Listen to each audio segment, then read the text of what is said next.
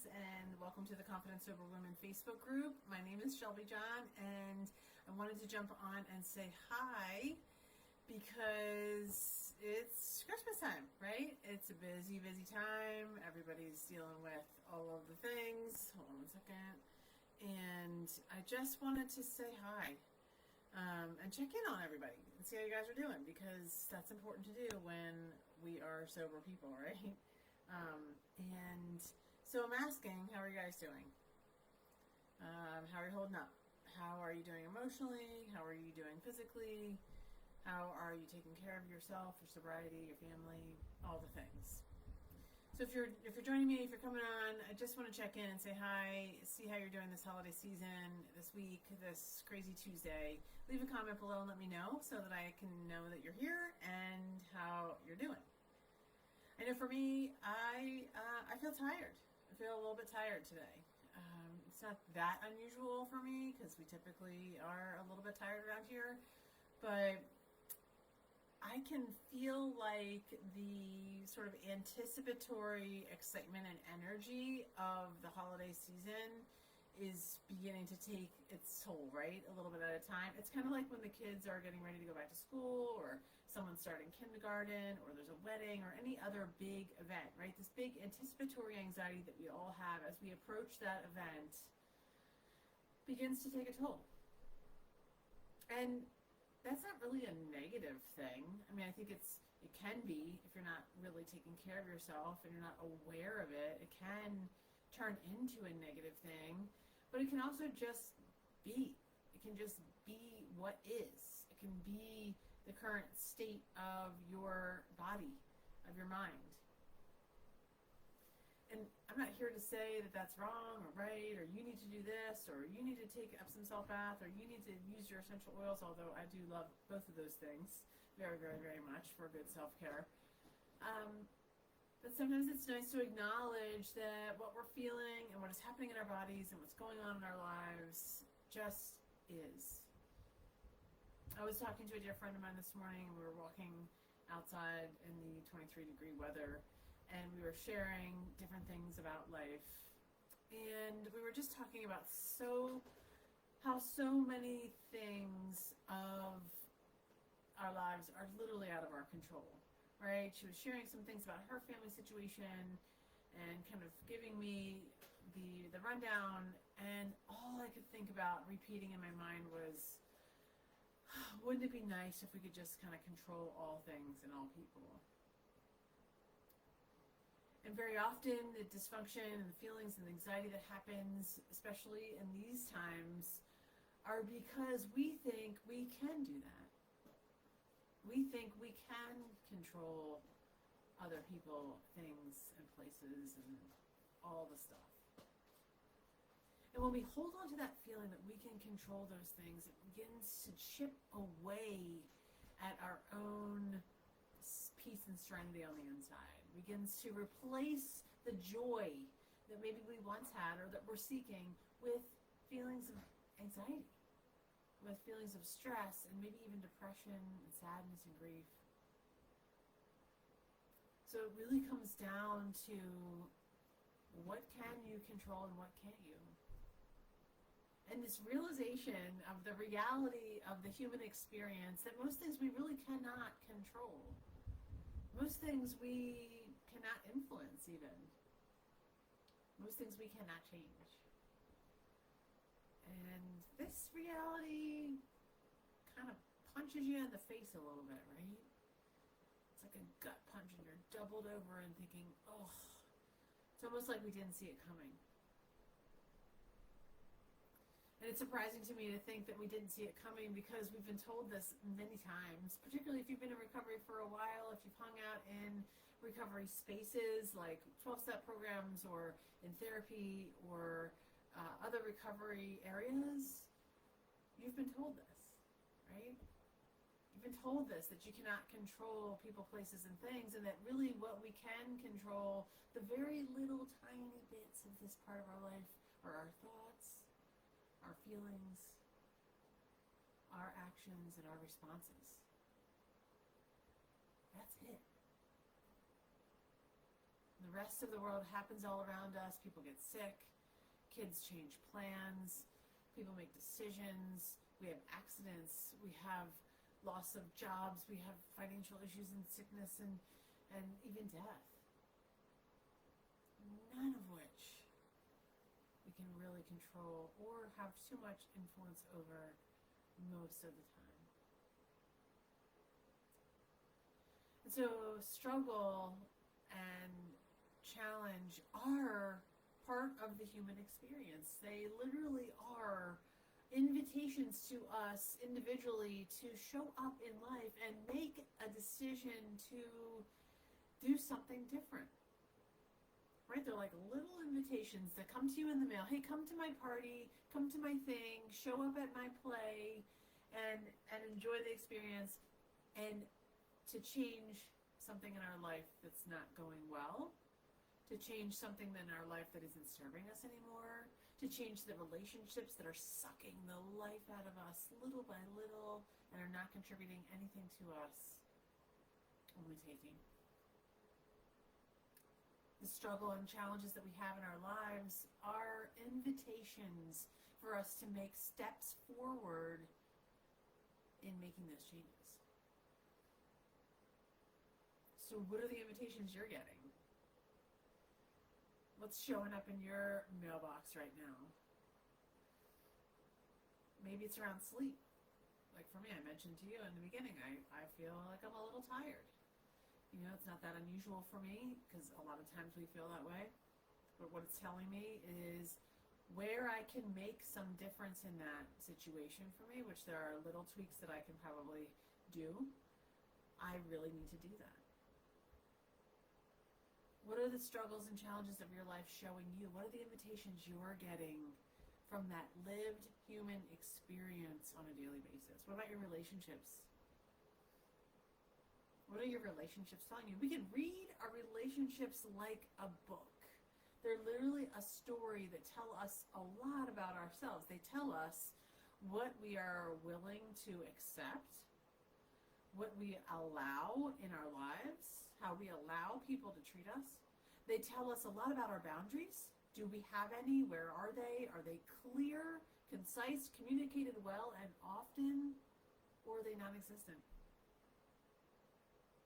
The state of our relationships tell us a lot about our own self-image, how we view ourselves, how we think and speak about ourselves, and how we interact with others.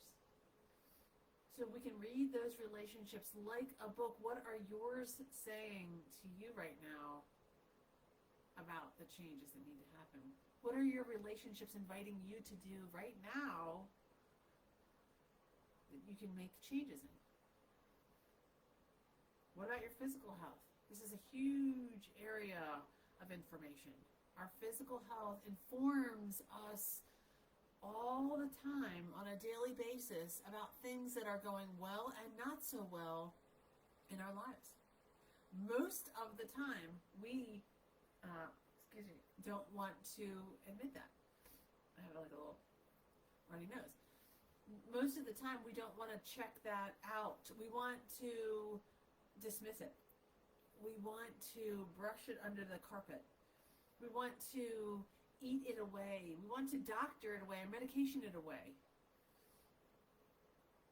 Our physical health is a huge indicator of the struggle and challenges that are happening in our lives that, again, once again, are the invitations to us in this human experience today to make some big changes. So challenge you today, what is your physical health telling you? What is your skin telling you? What about your hair? Your nails? What about your digestive system? What about your immune system? I mean, all of these parts that are happening and working in tandem to keep us alive, that are perfectly designed by our Creator to work perfectly. And then we muck it all up with dirty water and air and yucky food and medications and lack of sleep and technology. We mess it all up. So what is your physical health right now What challenges and struggles are you having with your physical health that are indicators to you of bigger challenges in your life? Are they a stress response? Is there an underlying condition you've been struggling with and haven't gotten to the bottom of? You've been treating the symptoms, but you don't know where it came from. What are the invitations that your physical health are giving you for big change?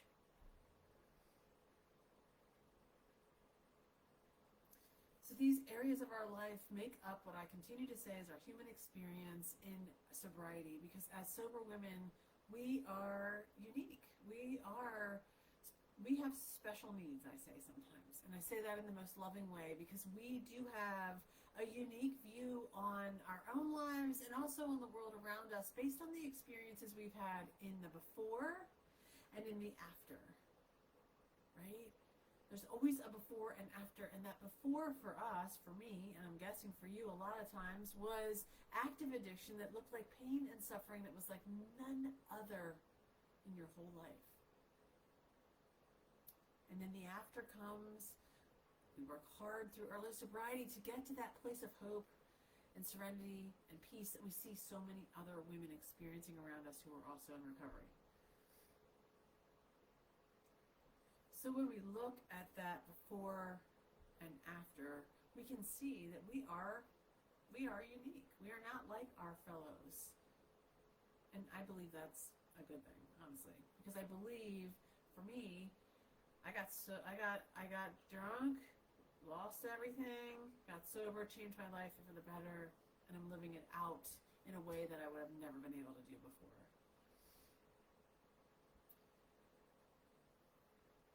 So as you're continuing to think about what's happening in your life right now and all of the areas I just mentioned, in your physical health, in your relationships, with your time, what is your time saying to you about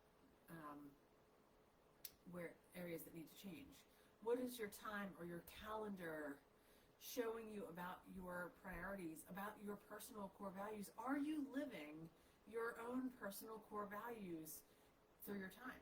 A very good indicator of this is to look at your calendar and compare that with your personal core values. And by the way, if you don't know what your personal core values are, that's okay. You're not alone. That's a huge part of what we do in the Sober Freedom Inner Circle and in the Sober Freedom Transformation.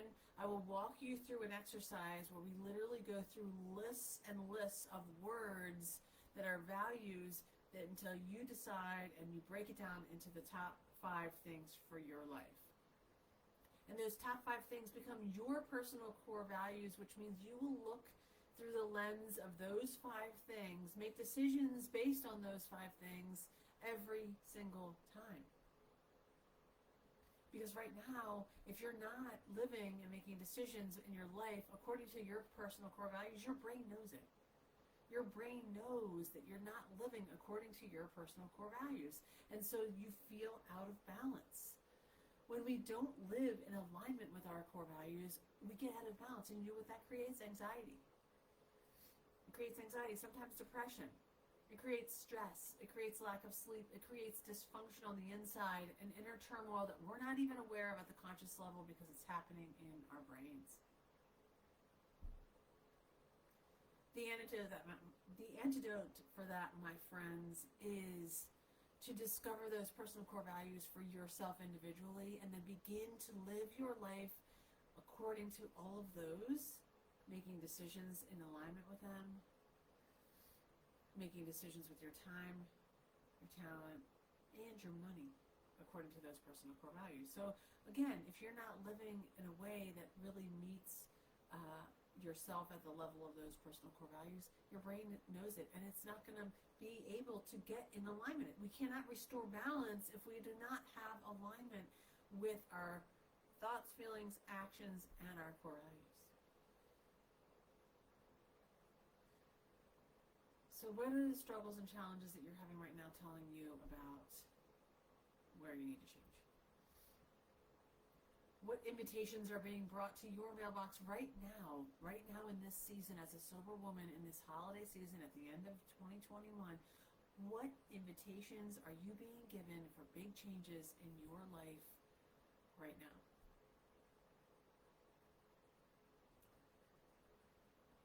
I can tell you a big one for me is changing my mindset around a couple of things.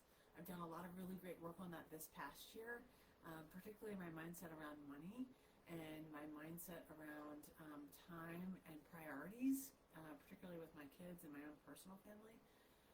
And there's still some little tweaks around that need to be addressed. So this year my focus is going to be honing in on those mindset issues for me, changing the language that I use about certain topics in my life so that the words that are coming out of my mouth support myself and my brain according to my personal core values and are in alignment with where I'm going this year.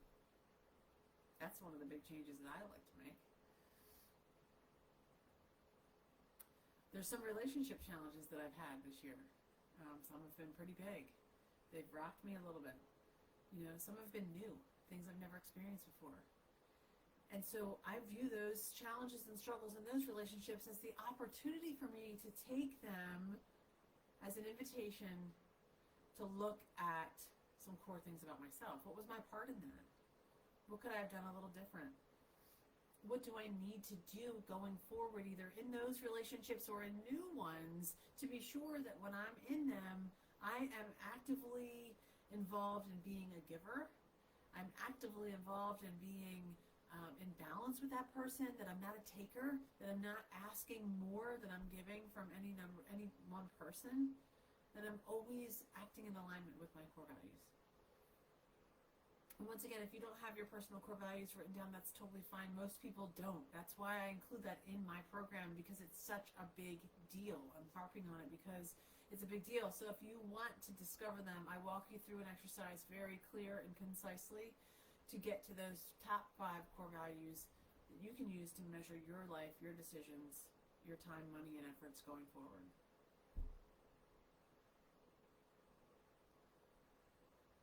So I want to ask you again, how are you this season?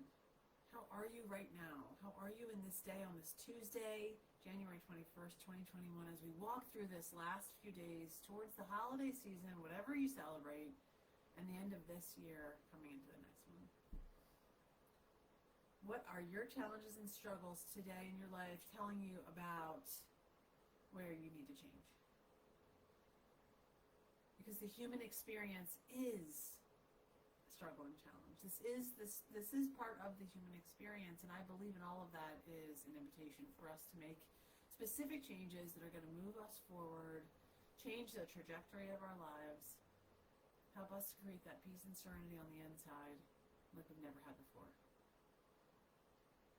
If you want some help to do that, let me know. I will work with you one-on-one. We will go through tooth and nail every single thing I have done in my own personal life, and I've walked many other sober women through to get to the other side of that so that they don't have to live in that darkness anymore.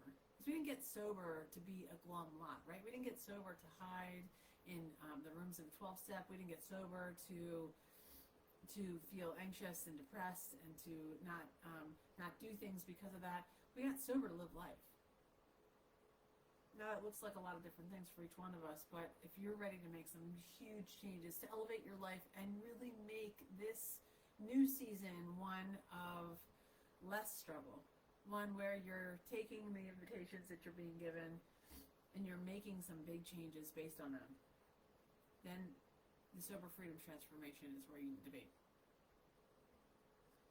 It is my best opportunity to share with you what I have done myself literally in the last 20 years, most specifically in the last 5 to 10, to make huge changes in my life, in my family, in my decision-making skills, in my mindset, in my thinking process, and in my physical health. When you're ready for that, that's what's there for you. That's what's there for you. I hope you guys have a fantastic holiday season. I know I will be back to talk to you just as quickly as I can, and I look forward to hearing from all of you throughout the holiday. Have a fantastic day. I'll talk to you soon.